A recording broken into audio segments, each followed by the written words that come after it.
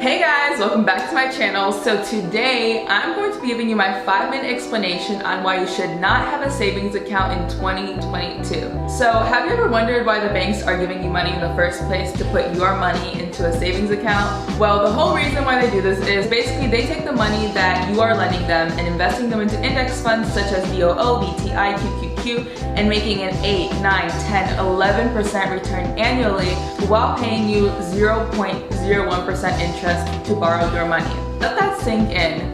8% versus 0.15%. Even with a high yield savings account, you will never see the kind of returns that the banks do because no matter what, they are always going to be making more money investing into index funds than you are making interest off of holding your money in a savings account. So what can you do?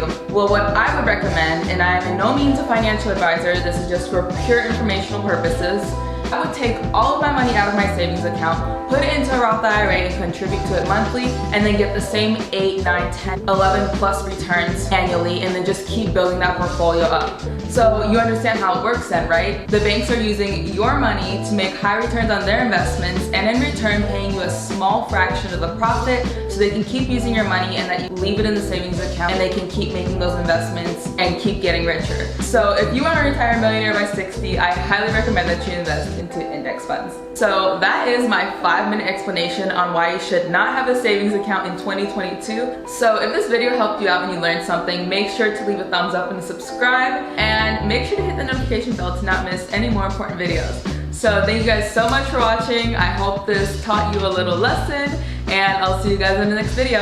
Bye!